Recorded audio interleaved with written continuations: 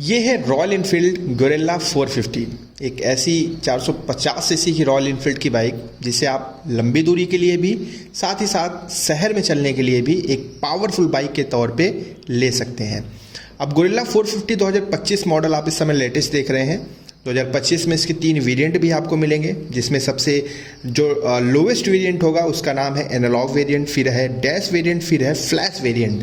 तो अभी जो स्क्रीन पे आप देख रहे हैं ये है डैश वेरिएंट, यानी कि एक मिडिल सेगमेंट है और इसको देखा जाए तो ये एक वैल्यू फॉर मनी वेरिएंट माना जाएगा, क्योंकि कीमत इसकी टॉप मॉडल से लगभग 6,000 रुपये कम है।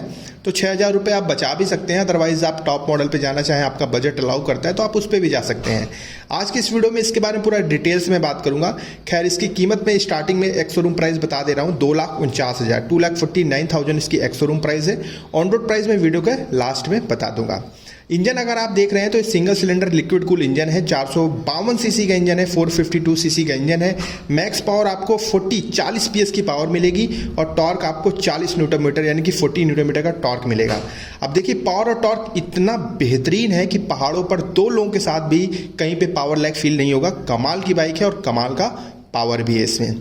मेन हेडलाइट की अगर मैं बात करूं तो देखिए, यहाँ पे fully LED headlight company round shape में प्रोवाइड करती है। 2 पार्टीशन में आपको हेडलाइट दिख रही होगी। लो बीम और हाई बीम दोनों का इस्तेमाल आप कर सकते हैं। उजाले की अगर मैं बात करूं तो चाहे आप पहाड़ी जगहों पे चलाएं या फिर आप समतल जगहों पे चलाएं, यहाँ पर किसी भी तरह का उजाले को लेकर समस्या नहीं आएगी। हाँ, अगर फॉगी समय है तो फिर ऑब्वियस सी बात है कि थोड़ी समस्या तो आएगी, ठीक है। खैर, और साइड इंडिकेटर्स की बात करूं तो देखिए, हैजर्ड स्विच इस्तेमाल होता है इसमें। हैजर्ड स्विच आपको मिलता है, आप चारों इंडिकेटर एक साथ जलेंगे और बुझेंगे। अच्छी बात यह है कि इंडिकेटर्स भी आपको एलईडी वाले ही मिलते हैं, कंपनी एलईडी इंडिकेटर प्रोवाइड करती है।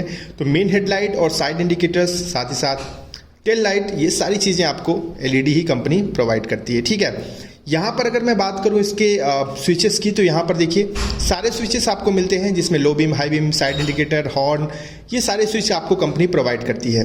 अगर राइट हैंडल साइड पे अगर आप आएंगे ना तो आपको एक एक्स्ट्रा स्विच भी कंपनी प्रोवाइड करती है, जिस स्विच का इस्तेमाल आप जो है बखूबी कर सकते हैं। यहाँ पर देखिए एक स्विच है इंजन किल वाला, और उसके नीचे जो स्विच आपने देखा, इससे आप मोड वगैरह तब्दील कर सकते हैं, चेंज वगैरह कर सकते हैं। अभी आपको मैं दिखाऊंगा करके। अब मीटर कंसोल देखिए, कमाल का मीटर कंसोल है। ट्रिपल टीएफटी क्लस्टर आपको कंपनी प्रोवाइड करती है, फुली टीएफटी कंसोल है ये।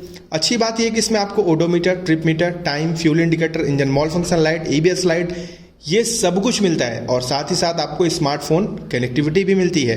ट्रिपल नेविगेशन आप समझ रहे होंगे, क्योंकि रॉयल एनफील्ड की जितनी भी बाइक्स हैं उसमें ट्रिपल नेविगेशन आप अलग से भी लगवा सकते हैं। कुछ बाइकों में पहले से आता है, तो इसमें ये चीज़ आपको प्री इंस्टॉल मिलेगी। अब आप जब फ़ोन को इससे कनेक्ट कर देंगे तो आपके फ़ोन पे जो भी कॉल, मैसेज, जो भी नोटिफिकेशन वगैरह आएंगे वो सब आप देख पाएंगे। साथ ही साथ इसमें नेविगेशन का इस्तेमाल आप डिट्टो कर सकते हैं। तो ये काफ़ी सही चीज़ें हैं और इसका सारा कंट्रोल स्विचेस आपको मिल जाते हैं हैंडल बार पे, तो वहीं पे आप सारा कंट्रोल वगैरह सब कुछ कर सकते हैं। अब देखिए, मैंने एनालॉग में इसको चेंज किया तो ये पूरा एनालॉग की तरफ दिख रहा है, लेकिन है ये टीएफटी कंसोल ही, लेकिन ये लग रहा है एनालॉग की तरह। तो आप चाहें तो इसे ऐसे भी चेंज कर सकते हैं। तो मतलब मीटर कंसोल अपग्रेडेड कंपनी ने दिया है, उसको लेकर कोई डाउट नहीं है। और यहाँ पर देखिए आपको एक स्विच मिलता है जिसकी मैं बात कर रहा था। इस स्विच का इस्तेमाल करके मैं आपको दिखा देता हूँ।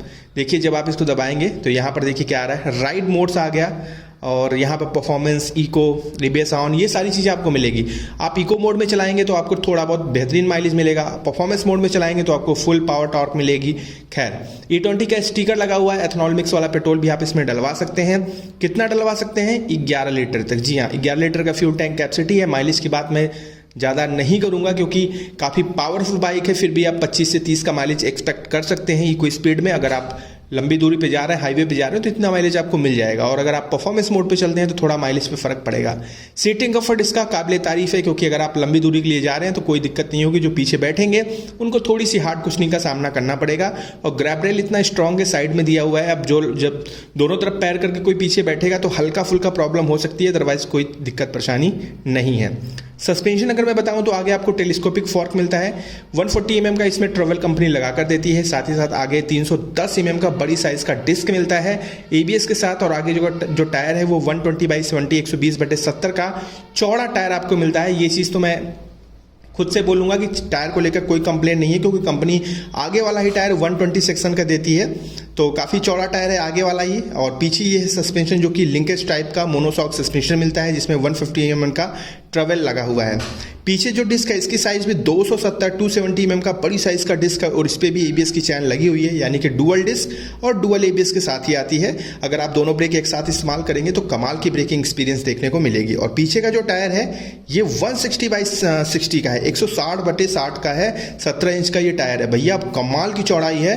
और अगर आप शोरूम विजिट करिए और नज़दीक से देखिए, आपको समझ में आएगा कि इसमें अगर कीमत अगर आप लगा रहे हैं ना, तो जाहिर सी बात है बहुत सी चीज़ें आपको इसमें कमाल की मिलने वाली है। खैर, और भी चीज़ें मैं आपको बता दूं इसके बारे में, जैसे कि इस बाइक की जो व्हील बेस है वो है 1440 mm का, ग्राउंड क्लियरेंस 169 mm का है, इंडियन रोड्स के हिसाब से परफेक्ट है। सीट हाइट इसकी 780-780 mm की है। लेने से पहले टेस्ट राइड ले लीजिएगा, जिसका कोई भी पैसे नहीं लगते हैं। और वजन इसका 173 किलोग्राम के करीबन इसका वेट है। और फ्यूल टैंक कैपेसिटी मैंने आपको बता ही दी है। तो engine, suspension, brake, tyre, dimension सब कुछ कंप्लीट हो गया।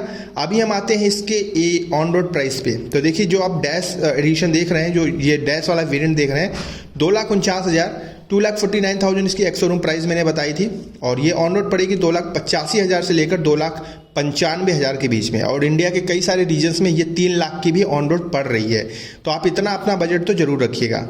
और अगर आप इसका टॉप मॉडल लेना चाहते हैं, फ्लैश एडिशन, तो आप जो है 6,000 रुपये उसमें और ऐड कर दीजिएगा। और अगर आप इसका लोवेस्ट वेरिएंट लेना चाहते हैं तो फिर मान के चलिए कि आपको 10,000 रुपये इस वाले वेरिएंट से कम लगेंगे उसमें, ठीक है। लेकिन बहुत सारे फीचर्स हैं वो कट हो जाएंगे, आप इस चीज़ का ध्यान रखें, ठीक है।